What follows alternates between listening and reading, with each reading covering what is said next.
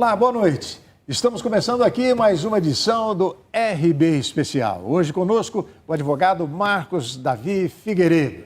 Atualmente constatamos um cenário político de instabilidade no Brasil. Daí a necessidade de um poder mediador e que garanta os direitos e deveres que estão dispostos na lei. Essa é a missão do Poder Judiciário, mas sua atuação tem passado a gerar debates e levantar dúvidas quanto à lisura de suas ações. Sobre esse assunto, conversando agora com o advogado Marcos Davi Figueiredo, com a participação do meu companheiro de sempre, Ney Gonçalves Dias. Boa noite, Ney. Boa noite, irmão. Você vai ser incumbido de iniciar essa nossa conversa. É um prazer.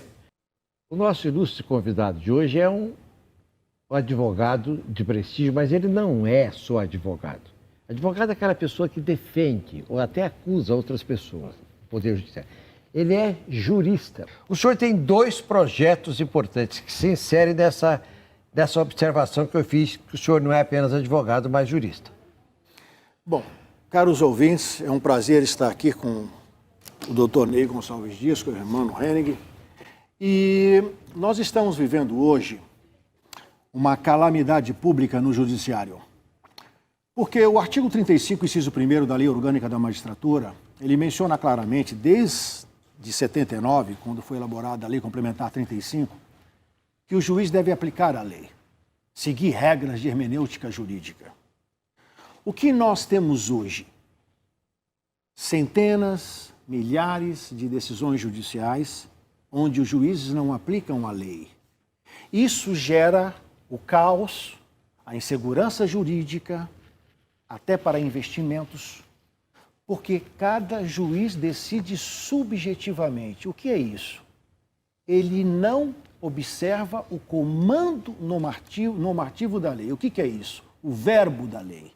Se a lei diz, não pode fazer tal coisa, e essa lei não é inconstitucional, ele, como juiz, como aplicador da lei, deveria aplicá-la.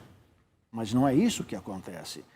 Hoje nós temos decisões judiciais onde o advogado que representa o seu cliente entrou com uma petição na justiça, bem fundamentada, apresentou as provas, pediu uma tutela antecipada, pediu uma liminar. O juiz, o desembargador, nega sem dizer por quê, em 3 linhas, onde não há relatório, não há fundamento, não há dispositivo.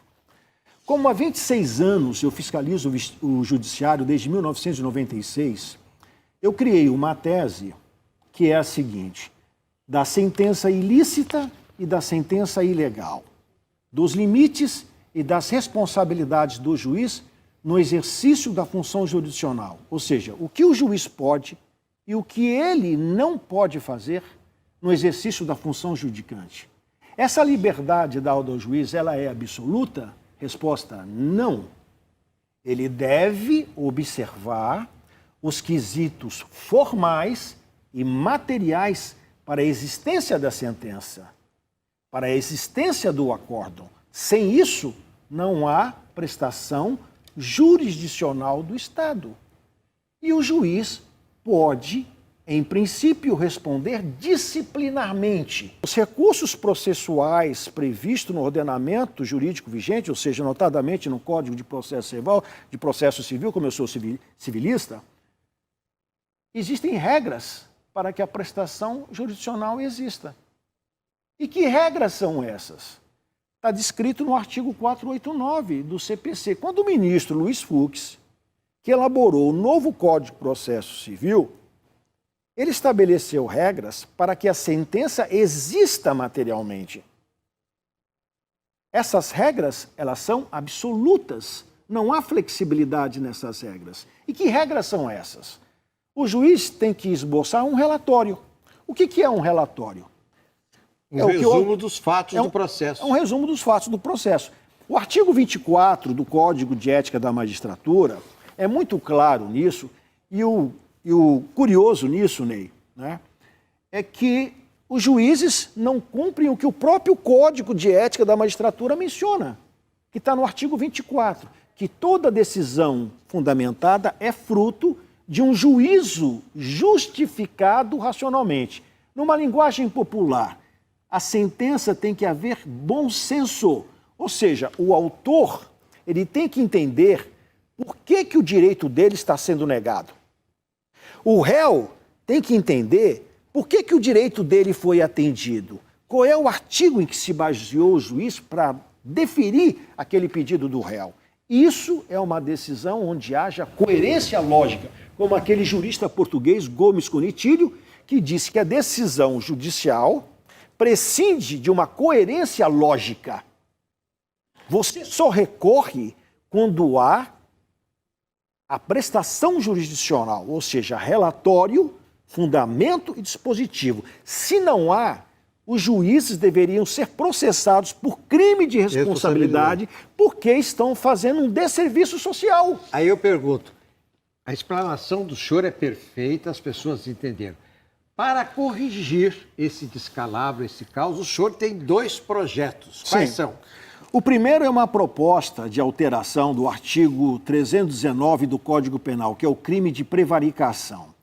Na minha proposta, esse artigo fica do seguinte modo: o servidor público que omitir, retardar, deixar de praticar ou praticar ato de ofício ou de função pública contra a disposição expressa de lei sem vício de inconstitucionalidade ou incorrer em erro inexcusável no exercício da administração da justiça, ele se submeterá a uma pena de 5 a 10 anos de reclusão.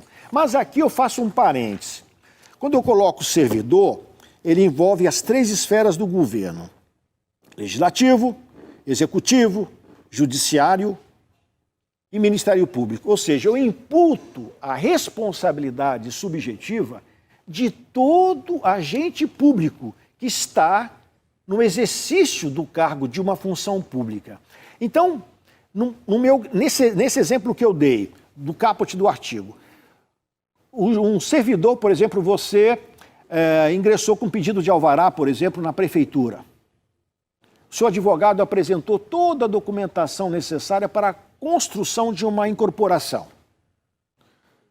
O coordenador responsável pela emissão do alvará, ele nega, sem dizer por quê. Ele não diz por quê. Não fundamenta nem na lei, nem qual é o documento. Na vigência do meu projeto, o empresário prejudicado ele faz um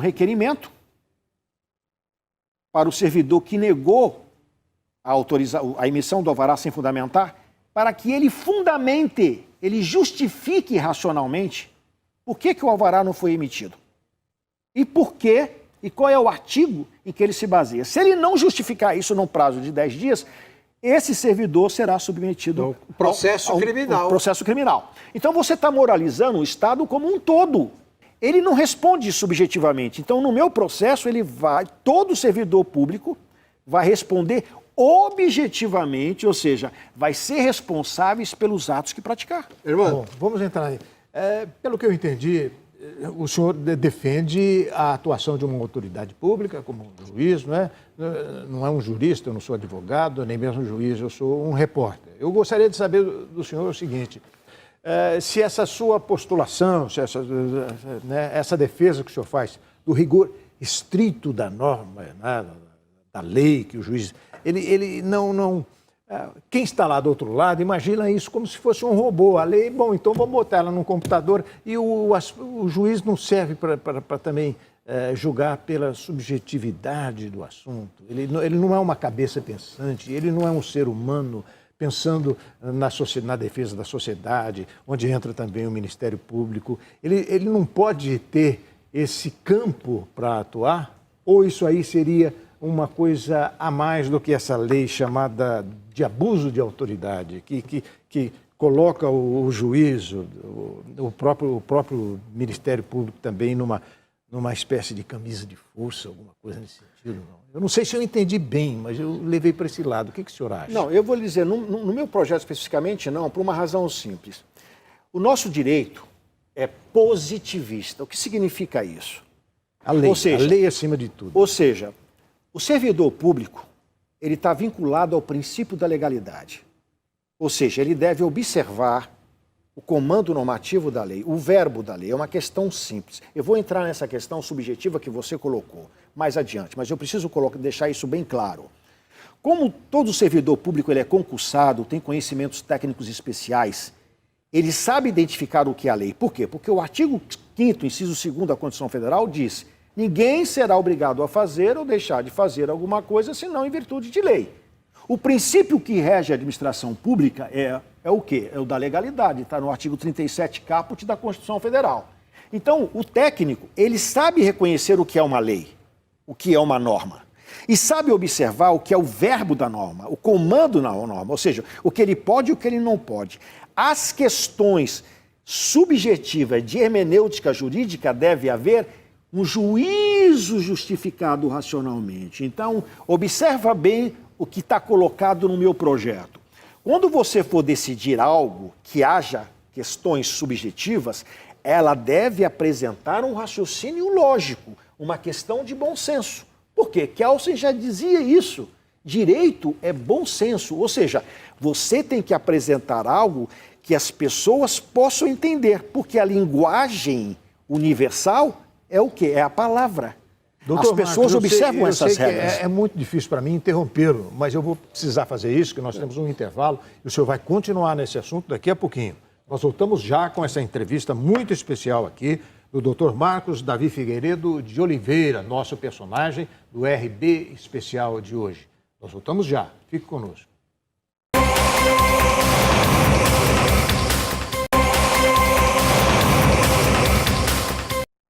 Muito bem, meus amigos, nós voltamos agora com o segundo bloco de nossa conversa aqui com o Dr. Marcos Davi Figueiredo de Oliveira, que participa dessa edição especial junto com Ney Gonçalves Dias, do RB Especial. O senhor estava dizendo e fazendo, inclusive, chegando a fazer uma comparação com essa lei do abuso da autoridade, não, doutor? O meu projeto, ele está equidistante da lei de abuso de autoridade e também das propostas do Delanhol. Por quê?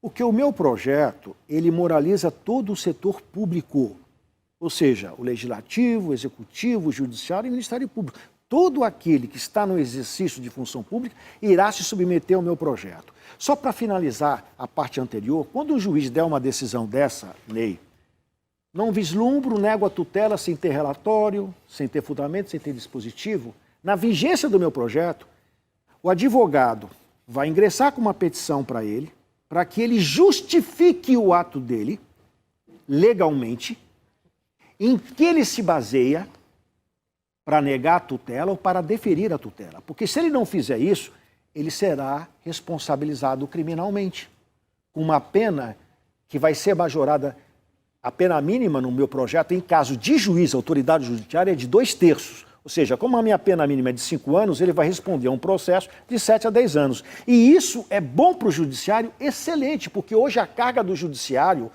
para julgar processos mensalmente no tribunal é de 400 processos por mês. Eu tive com Paulo Dimas, com o ex-presidente do Tribunal de Justiça. É sobre-humano isso. Então, o meu projeto ele vai diminuir a carga de julgamentos processuais em quase 80%. Por quê? Porque o que trava o judiciário é porque o servidor público do executivo diz: se você não está contente, recorre na justiça. No momento em que ele for responsabilizado por seus atos, não vai mais acontecer isso. E o juiz terá tranquilidade para julgar, para dar a prestação jurisdicional que o jurisdicionado faz jus, que a pessoa faz jus. Agora, com relação à lei que foi aprovada, a 7596, a lei recente de abuso de autoridade. Há uma dicotomia muito grande em relação aos meus projetos. Primeiro, porque a lei de abuso de autoridade, ela tem um artigo que é totalmente inconstitucional, que é o artigo 30, que tipifica o crime que está descrito no artigo 339 do Código Penal. Eu vou explicar aos nossos ouvintes. O Código Penal fala sobre o crime de denunciação caluniosa. O que é isso, senhores? Quando a pessoa movimenta o Estado com inquérito policial, com investigações, sabendo que a pessoa é inocente, pelo Código Penal ele está submetido a uma pena que vai de 2 a 8 anos de reclusão. Esse mesmo delito está no artigo 30. Só que nesse caso do artigo 30, quem está dando ensejo à investigação e abertura de inquérito é a autoridade pública. É o Ministério Público. É o Ministério Público, a autoridade pública, não só o Ministério, o próprio juiz que está investigando um inocente, imputando um crime que não existe a um inocente, e ele é penado com uma pena de detenção. Isso violou de 1 a 4 anos, violou o artigo 5º caput da Constituição Federal. Porque, veja, se a autoridade judiciária que usa do poder que tem para investigar você, sabendo que você é inocente, que tem o poder de bloquear o seu patrimônio, ele vai ser condenado a uma pena de 1 a 4 anos, enquanto o particular que incorreu no mesmo delito, ele vai se submeter a uma pena de 2 a 8 anos de reclusão? É ridículo isso. Porque existe uma hierarquia axiológica entre a autoridade pública e a pessoa. Ora, a pessoa não tem autoridade nenhuma. Então, se ela movimentou a máquina do Estado para condenar um inocente, e ela vai ser submetida a uma pena de reclusão de 2 a 8 anos, como é que a autoridade... O juiz vai ter que ter a pena igual ou maior. Ou maior, porque está... Quer dizer que essa lei, ela começa estabelecendo assim um pecado de origem. Teria que se modificar a Constituição para ser aprovada. Mas esse seu projeto aí, ele precisa, trata-se de uma lei ordinária ou ele necessita de uma proposta de emenda constitucional para ser? Não. Aqui é uma lei ordinária porque eu estou alterando o artigo 319 do Código Penal. Então ela ser aprovada nos termos... Agora, o segundo projeto que dá razão a esse, que é o mais importante, é a minha proposta de alteração da lei de crime de responsabilidade. Nós temos algumas fotos aí, eu gostaria de... Com certeza. O primeiro projeto é esse que vocês estão vendo na foto, que é o crime de prevaricação. É a proposta que vocês estão vendo ali, né, na telinha, na qual eu proponho que seja alterado o crime de prevaricação. Agora, vamos colocar a lei de crime de responsabilidade. Por que eu alterei a lei de crime de responsabilidade? Quando você faz, por exemplo, Ney, o professor Modesto Carvalhosa, ele entrou com uma representação pedindo o impeachment do Gilmar Mendes, está vinculado à lei de crime de responsabilidade, que é a lei 1079. Só que o presidente do Senado, que deve dar encaminhamento, ele segurou. Eu alterei isso na lei de crime de responsabilidade proposta por mim. Então, por exemplo, se eu denunciar hoje um desembargador, procurador-geral da República, porque eu fiz uma profunda alteração na lei, ela vai ser julgada pelo plenário do Senado. Não vai ser mais pelo... O encaminhamento não se dará mais pelo presidente do Senado. Eu tirei o poder do presidente do Senado... De segurar o processo e encaminhei para o plenário. Aí algumas pessoas me perguntaram, mas doutor, tem muito senador que está com processo criminal, como é que ele vai julgar? Não, aquele que está envolto em processo criminal, ele não faz parte do voto, ele não vota. A própria lei de crime de responsabilidade, de 1079, ela proíbe isso. E também existe no Código de Processo Civil aí a suspeição, ou seja, eu não posso julgar, e o Pacto São José da Costa Rica também menciona isso, eu não posso julgar se eu tenho um processo, uma denúncia contra mim. Então, o voto dele não é computado pelo plenário do Senado. Eu vou restabelecer com isso a harmonia e a independência e outros poderes. Quer dizer que isso vai ter que ser mudado também, né? Vai ter que ser mudado. É a lei, a porque proposta... Hoje acontece isso. Então, só para concluir, Ney, só um detalhe que isso é relevante, eu preciso concluir isso. O que acontece? Na lei de crime de responsabilidade, eu vou tirar o superpoder do judiciário hoje. Porque hoje nós temos um judiciário que legisla, que julga e que executa. Muito bem. Ora, se ele está fazendo isso, ele ultrapassou e violou o princípio da harmonia e independência entre os poderes. Não tem aquele princípio de Montesquieu de que o poder fiscaliza o poder? Com o meu projeto de crime de responsabilidade em vigor, ele não vai poder fazer isso. Não vai poder arquivar. Não vai poder arquivar, porque se ele fizer isso, ele vai se submeter a um processo por crime de responsabilidade no Senado Federal. Então eu vou moralizar todo o setor público. Acabou o poder absoluto dos juízes e do Ministério Público. No poder legislativo você elege, você tem que votar, tal, ele se submete ao voto. O poder executivo é a mesma coisa, começando do presidente da República e indo ao prefeito de uma pequena cidade. Você tem que elegê-lo, ele tem que conquistar voto No Poder Judiciário não existe isso. O senhor tem alguma proposta nesse sentido? A proposta é essa. Eu entendo, como o nosso direito é positivista, e eu tenho que a democracia nossa está baseada na lei, não é? É diferente do direito americano. Desde o que é Ordem baseado... e Progresso Ordem e Progresso faz parte disso. Na nossa bandeira. É diferente do direito americano, que é baseado nos costumes. Então, o que acontece? Eu alterei. Essa lei de crime de responsabilidade moraliza todo o setor público.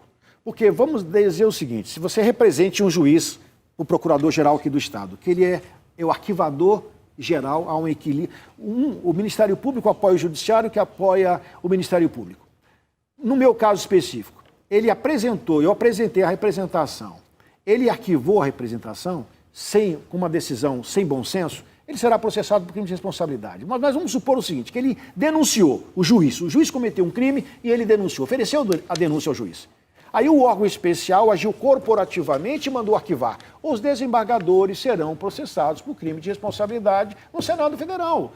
É preciso moralizar o setor público, é preciso restabelecer o cumprimento da lei para que haja progresso.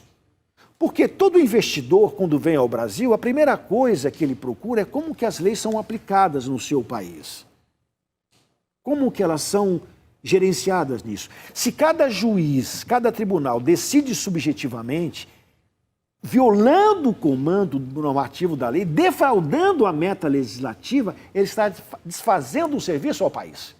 Essa insegurança, não é, da justiça, que ela não começa no Supremo, não? Com certeza, com certeza.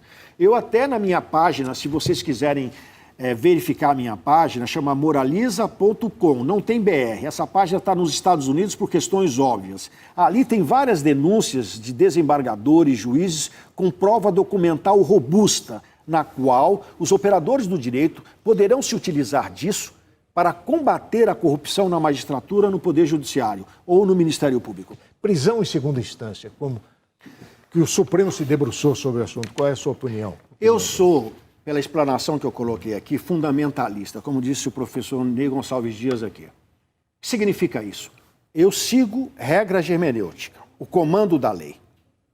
Então, no comando da lei, que está no texto constitucional, e diverso, desde a época do Sidney Sanches, é que só se admite a prisão após o trânsito em julgado. Essa questão não tem discussão sobre isso, técnica. Se criou a figura do descumprimento da lei. Olha o caos que o Supremo fez ao decidir pela prisão em segunda instância. Ele Isso deu um recado de 2016. Desde 2016. Ele deu um recado para todos os operadores do direito do Brasil, que inclui juízes e promotores. Vocês não precisam observar o comando da lei. O comando da lei é o que vocês entenderem. Ele gerou uma anarquia institucionalizada, ou seja, para prender uma pessoa, o Lula, ele gerou uma balbúrdia em todo o ordenamento jurídico vigente. Não é assim que se faz. Mas em 2016 não se pensava em Lula. Então o que acontece? Então o que eles deveriam ser feitos? Você deve atuar na legalidade. É injusto isso? Com certeza sim, mas qual que é o caminho legal? Uma emenda constitucional, altera-se o artigo 5º da Constituição Federal para admitir a prisão em segunda instância, porque aí todos estão sobre a égide da lei. Só que aí não é o Supremo que decide. É o Legislativo. É o Legislativo. É o Legislativo. Não se esqueça que toda a estrutura no Brasil está baseada na lei. Todo funcionário público tem que cumprir a lei. Se o Supremo Tribunal Federal não cumpre a lei, ele dá um mau exemplo para todas as leis. Hoje você chega numa repartição pública, vou dar o exemplo do que aconteceu isso em 2016, irmão. Você pede uma licença para fazer para vender um produto, você aplicou lá. O artigo diz, se apresentar o documento tal, a licença está aqui. Ele nega para você e diz, não, a lei é o que eu entendo, porque se o Supremo Tribunal entendeu também, não observou o comando da lei, quem sou eu? Um simples funcionário público municipal, né? Então eu vou dar o meu entendimento também. Gerou um caos, uma insegurança jurídica total. Agora tem um problema aqui. Tem que explicar, professor, o seguinte. Por que o Supremo tomou essa decisão equivocada? Pelo seguinte, há no Brasil, havia e há uma pressão de que aqui ninguém vai para a cadeia. O cara tem um bom advogado, tem recurso. O governador de Minas que está preso ficou em liberdade recorrendo 20 anos. O senador Estevão ficou 10 anos recorrendo em liberdade. Todo mundo aqui recorre em liberdade, não vai preso nunca, prescreve. Aí você fala assim, mas no mundo... Não! Nos Estados Unidos, você vê no filme, o cara é condenado em primeira instância, vai para a cadeia, vai recorrer lá. No Canadá, vai para a cadeia. No Reino Unido, vai para a cadeia. Na França, vai para a cadeia. Só em Portugal, mas Portugal também é coisa de Brasil, só Portugal que tem uma pequena modificação lá. Então, o mundo inteiro manda prender na segunda instância. O Brasil prende na segunda, que já é uma folga, mas mesmo assim está errado, de acordo. Quer dizer que o senhor concordaria com isso desde que se tivesse inscrito na Constituição. Na Constituição, porque veja bem, eu não posso, para prender 200 mil, sacrificar 200 milhões de pessoas no Brasil que estão vinculadas ao cumprimento da lei, porque só há disciplina e só há progresso quando há o cumprimento da lei. Então o que acontece? Para resolver o problema de prender os bandidos em segunda instância, fizesse pressão no Congresso Nacional, faz uma emenda constitucional, faz um plebiscito popular, altera-se a lei e determina a prisão, mas tudo dentro da legalidade. O juiz que não cumpre a legalidade, ele prega ativismo jurídico, que é totalmente constitucional. O que é isso? Ele começa a legislar. O juiz não legisla. Está no artigo 35 da Lei Orgânica da Magistratura. Ele é um aplicador da lei. Doutor Marcos, muito obrigado pela sua presença aqui em nosso RB Especial. Eu que agradeço. O senhor nos engrandece, viu? Nós estamos honrados com a sua presença aqui. Muito obrigado. Ney, obrigado também. Muito obrigado, irmão. Muito obrigado. Satisfação. Minha gente, nós estamos encerrando aqui até na sexta-feira com mais uma edição desse programa. Até lá.